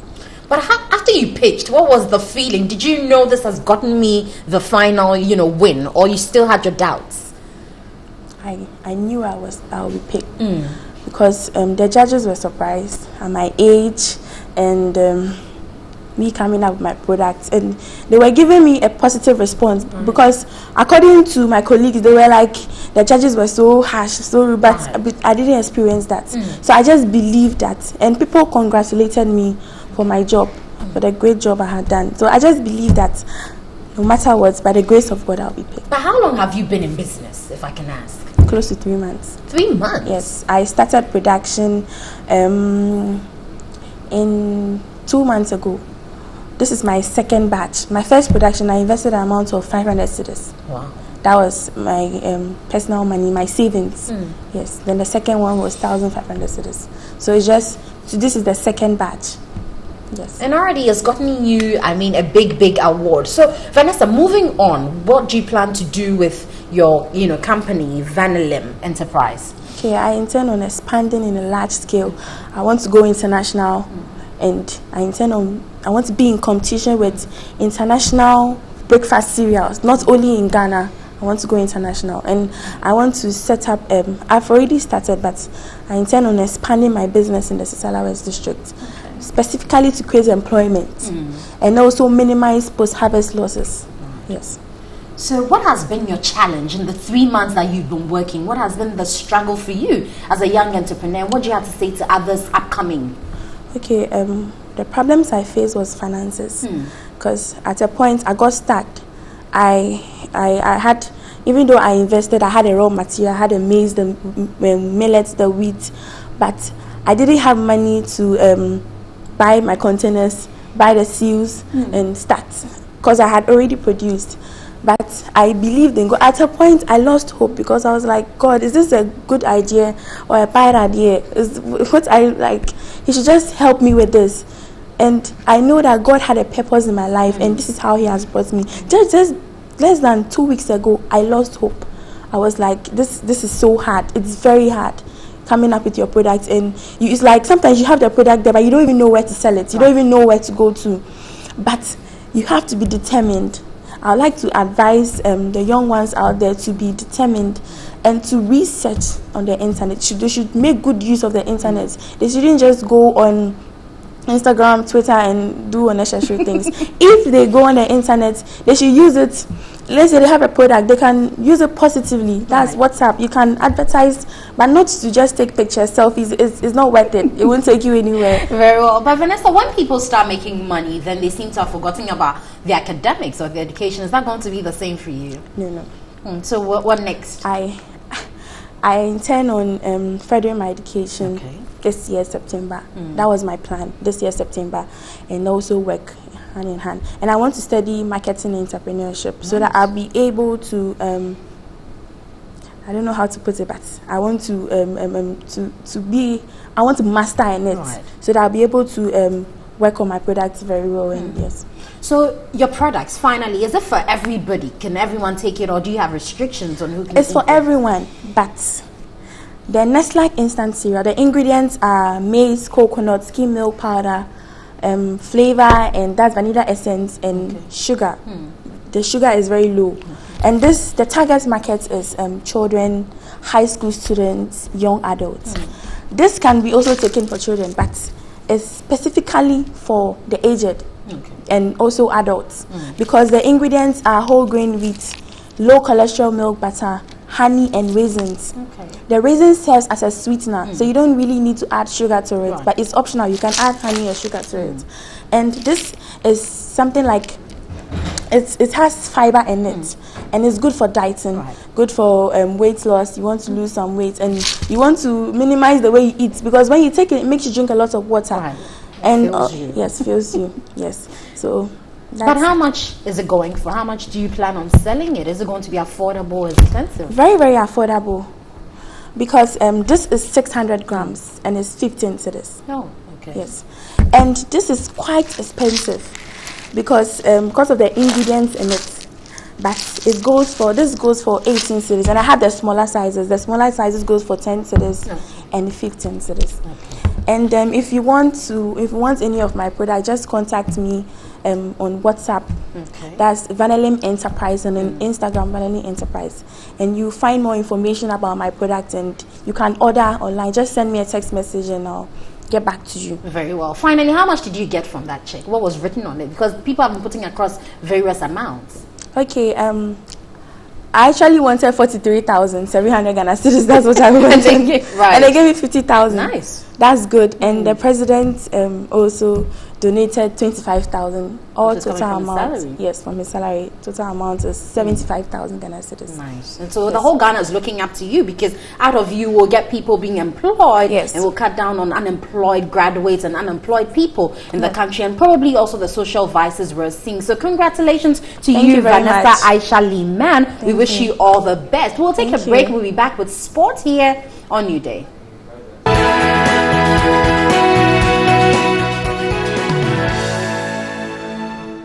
Welcome back. Let's talk about your health, and we're talking about the spine and how your sitting position affects it, and also its impact on your cardiovascular system. So what are the health implications relating your spine to your cardiovascular system? I'm talking to Dr. Nashale Dodo. She's the CEO of Nova Wellness Center about this issue. Good morning, Dr. Dodo. Good morning. It's really nice to meet you. Nice to meet you too. So let's talk about the sitting positions, because most of us are not very conscious of how we sit. We get a chair, we sit, and that's it. But how do you sit? I can see you're very well postured, and I'm just jealous. But teach us. Tell us a little about the sitting position. Sure. So when you sit, I always say that you want to keep your spine straight as much as possible. Not only when you're sitting down, even when you're standing, when you're sleeping. The trick is to keep your spine fully erect. Most people slouch this way. Sometimes they even extend that way. But the trick is to keep it straight and erect. When you do that, then all your body's organs are properly aligned. But how do you make it sound easy? But I'm sure it's a bit difficult and it takes time to nurture. But how do you get that alignment, that posturing right? So it's a habit that you would have to, over a long period of time, cultivate. It doesn't just happen. You have to be conscious of it. But I also have to say that there are some people who naturally, because of spinal problems, may not be able to maintain that erect spine. So you have to watch out for those things. If you realize that it's painful. Because oftentimes we would buy medications off Right. the counter, treat ourselves, and just manage. Right. So, in your practice, how often do we come? Oh, we're very busy. A lot of people are starting to find other options. There are people who have taken medications for so long they realize that the pain doesn't go away, so they start to investigate to find other therapies or other treatments that they can use. So yes, we do have a lot of people, adults and children. For children, a lot of the cases I see, I'm taking to the heavy school bags that kids are using. So unfortunately, we have a lot of children who come in with back problems. Sometimes they also have scoliosis. We see that very, very commonly. And even though it may be there, it starts to show up maybe during adolescence, and then they also come in for treatment. But someone is wondering what the relationship between how I sit and my heart, what exactly is it? How does it affect me? When you sit poorly, like we were just talking about, and also when you sit for too long, they're saying that on average, adults are sitting up to 8 hours. Wow. With little to no breaks. So when you sit for that long, it affects your circulation. So there's diminished blood flow to and from your heart. So if you're doing this every day for so long in your career at the office, over a period of time, it can affect your blood vessels, and that can lead to the cardiovascular diseases. So what would you say is a solution to that? How do we manage, the sitting issues, the fact that we had seemingly a sedentary lifestyle? How do we work that out so that it doesn't affect us adversely? So first of all, you want to take a break from sitting or standing. So we're talking about sitting, but really, even if you're standing to do your work a lot, then every 30 to 45 minutes you want to take a break. If it's for 5 minutes, you can move around a bit. For a lot of my patients, we teach them simple exercises they can do right at their desk, even without moving, just to enhance the blood flow and get the joints moving again. So that's the first thing. Then the second thing we want you to do is to look at your ergonomics, your office, your workstation. If there are things that don't promote you doing the right things. Some people have a printer behind them and they keep twisting their backs and things like that. Then we also want to check your spine to see how it may have affected it. So if you come to Nova Wellness Center, we'll check the whole spine to see if you may have gotten any misalignments over the period due to activities at work or at home. So at what point do I need to come? Is it when I start feeling the pain, or prior to feeling the pain, I should just have my spine checked ahead of time? I strongly recommend people to check their spine at least once a year. When you do your yearly physicals and checkups, you also want to have an x-ray done to check your entire spine, because there are a lot of things we do on a day-to-day basis. Some people get involved in motor vehicle accidents, falls, injuries that can compromise the spine. So once a year, if you come in, we check. If there's a problem, then we tell you what to do. Now, as Ghanaians, we're very notorious for waiting till the dying minutes. Yes, so it becomes harder to treat some of these things, and a lot of the problems we see at the clinic that are hard to treat, not because it's untreatable, but it's because they have waited too long. So we recommend that don't wait. If you come in and you don't have a problem, then great, we can maintain that, we'll help you maintain that. But if there's a problem, then as soon as possible we start to treat it. So finally, what is the advice you have out there for us workers, children? Because the children in the bags, I used to be a victim. Every child in Ghana seems to carry a bag full of books for the whole day's activities. So what would you advise parents and adults to do to help their spine? So for the children, we've been talking to some schools to get policies that will prevent some of these children from carrying all their books to school and back. So we want parents and teachers to be their own proponents, make sure that the kids are carrying just the books that they need, not every book in their cupboard. And then also for adults, we want you, again, take minor breaks. It's very, very important. It even helps you to be more productive, because when you take a 5-minute break, you go back, you're more focused, you're more energetic, and you're able to do your work. And then also we want people to enhance their fitness levels. You mentioned being sedentary. You know, we just don't do any physical activity because we're busy and things like that. We want to encourage people to exercise. Walking is the simplest and great exercise that you can do. So we even want to take this opportunity. We have a health walk coming up on Monday, July 2nd, as part of our 5-year anniversary celebrations. So we want people to come to Nova Wellness Center and let this be your first step towards fitness. Let's walk through the Northridge Oso area, and then those that need help with the spinal issues, after the walk we'll see how best to help you. Nice. But that walk, what time is it taking place? So we're starting right at 6 a.m. from Nova Wellness Center, which is 3 buildings after Sunny FM on the Kanda Highway.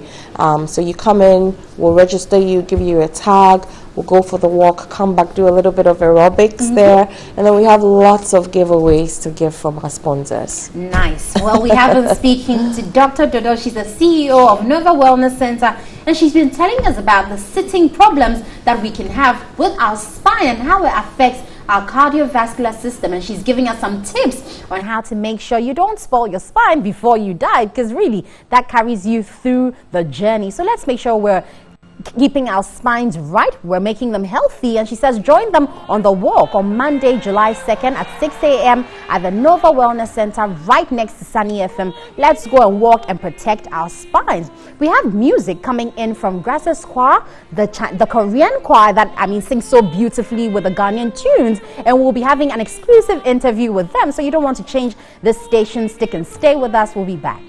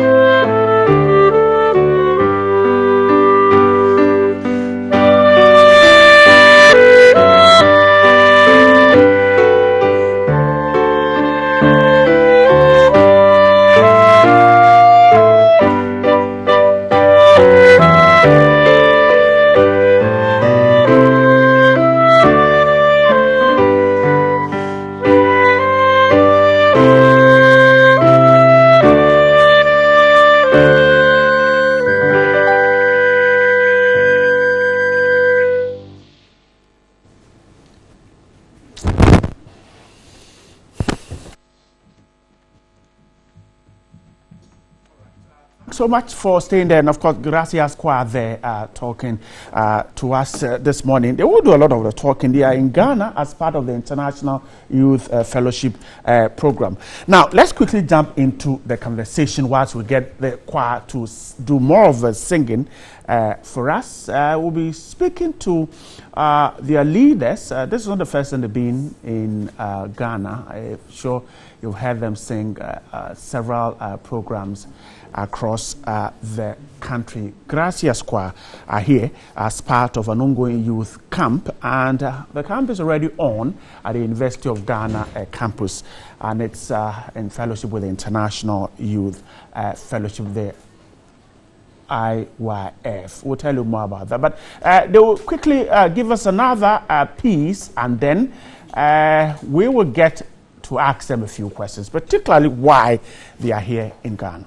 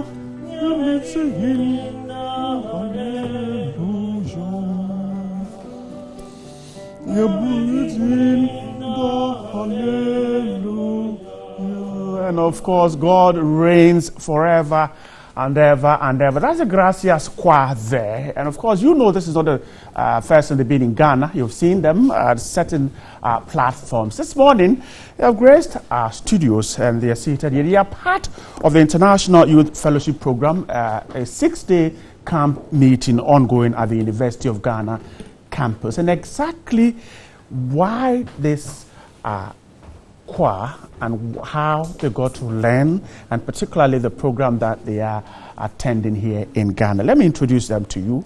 From my extreme left is Julio. He's a member of a choir. Julio, good morning. Good morning. How are you? Once again, welcome to Ghana. Thank you. Thank you. And then also have the Vice President of the International Relations General Director of World Education Leaders Forum, Pastor Yang Drew Park in the middle. Good morning too. Very nice to meet you. And thanks for once again visiting Ghana. Thank you. And then Douglas Yeboah is the one you see with them. He is a Ghanaian. He is a member of the choir. Douglas, good morning too. Good morning. Hope you're doing great. Right, so let's start from here. Pastor, let me begin from you.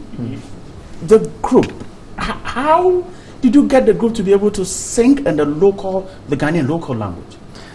You know, Gracias Choir sing in many different songs, in many different languages. Oh, right. You don't do only Ghanaian local languages? Yes, in Kenya, in South Africa, in Fiji's, in Asians, and Europe's, many different languages. You know, Gracias Choir, you know, instead of singing, they study more of listening to others singing so that they can sing together. So they are it's very difficult to listen to others to sing. However, they train that so hard, so that now they're very good at it. They listen once, and they can sing the song. I see. Julio, you're a member of the choir. How difficult is it trying to master the local language? And how well are you able to sing the local language? Well, we have here our friend from Ghana, Douglas Uki. We stay with him for about 10 years, so he teaches us the language. But not only that, in other countries also we get to learn not the language, but to memorize the lyrics and to sing for the people. That's how you can get the people's heart to open to us. I see. For you, what is excitement in singing in a language that people understand more? Well, it's very pleasant to be on the stage, because when you sing for the people, and then you can see their reaction, not only their reaction, but how they open their hearts and how they're very happy, enjoy together, and how they are amazed that you're singing their language. Is very pleasant to do that. I see. Doctor, so you've been with them for 10 years. What is this idea? What is it about? Why this? What does it aim at achieving? And how are you taking this from 1 year, 2 years, 3 years, and now you're in your 10th year? Yeah, the first time I tried, it's not all that easy. The choir also is like, as the pastor also was explaining, they really open their mind to listen much. At the first time I was thinking even singing a Ghanaian song is going to be very difficult. But I was even impressed how they express their heart through our music. And people were really shocked. So how did they do that? It's about all this, about it. Listening. And the whole idea is to spread the word of God. It's about to spread the word of God. That's the main thing. And at the same time also, it's about all the youth, how the youth also can, raise up their hearts to know more with the word of God, actually. I see. Pastor, we're told that the Gracias Choir is the #1 choir orchestra in the world. Yes. How did you do it? You know, the music is very, very difficult, to proceed to the next level. So many people quit in the middle, or many people just do it as much as they can do. but the learning about the world of heart, which comes from the International Youth Fellowship, and our founder, Reverend Oksu Park, he's the great Reverend, and he picked up a lot of things from the Bible about people's heart, how it reacts, how we can, connect with others, how, you become upset or happy, how we can change.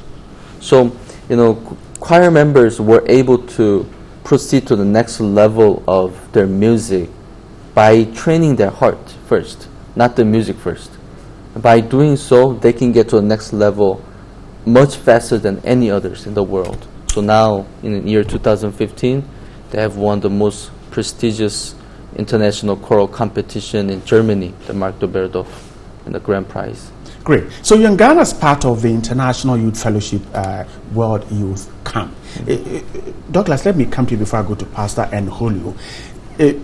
What is the program aimed at doing, and why Gracias Choir attending this program? Well, as Pastor also explained, it's not only in Ghana yet that we do. And first time we thought the youth in Ghana also need to be changed through music. Right. So we believe that through the music also, actually Ghanaians we like music actually. So we are not into music.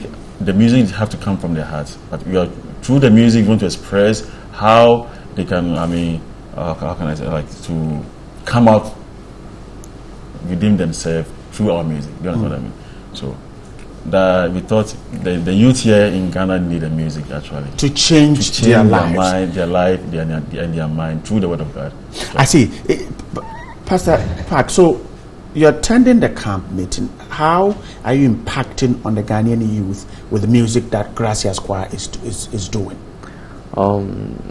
People love the music. Last night we had a Christmas cantata, and then they loved it. The heart is like a vessel.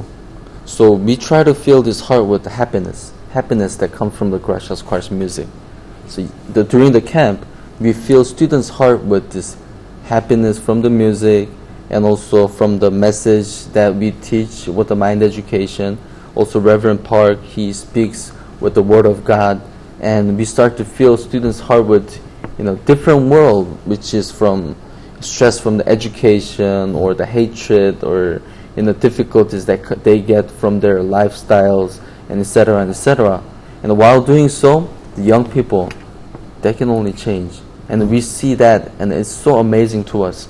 That's why we have to come back on and on every year in Ghana. Okay, Julio, so the program's actually ending tomorrow. The camp meeting's ending tomorrow. Yes, today. It's today. Yeah. So you say you have been here for the past 5 days or yes. so. What have you seen about the people you have ministered through music to? What have you noticed about them? Well, the beginning is always when you meet a new person, is kind of awkward at the beginning, right? Like, I don't know how to do, and I don't know you well, but as you perform, you become close, heart to heart with the music. So as we are performing, the people are like more close to us, and also their life is changing. Like in 5 days, they have a tremendous change. We start from early in the morning, our performances, like 5:40, 5:50, we start our performances, and then, but the students, they come along and they listen very well, and not only our music, but as they listen the sermon from Pastor Park, from Reverend Park, they open their hearts and they're changing a lot. All right, let me wrap up with Pastor Park whilst Julio and Douglas will get ready to give us some more. But before that, let's quickly watch this. We'll get Gracias Choir to do another piece, but let's watch this first.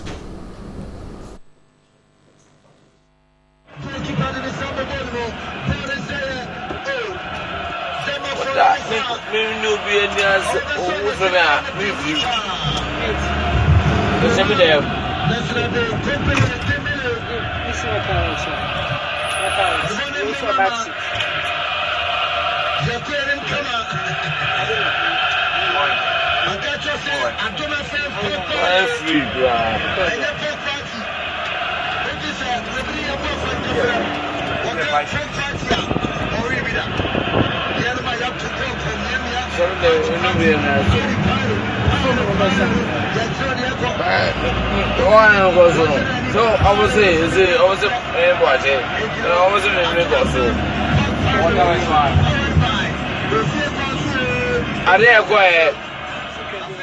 All right, and that video has been sent to the Ghana Police Service, and we will follow up on what happens to that placement. But the Gracia Squad is in here, and they will help us to wrap up the conversation as we get ready to wrap up for the morning. It's been wonderful having you here with us.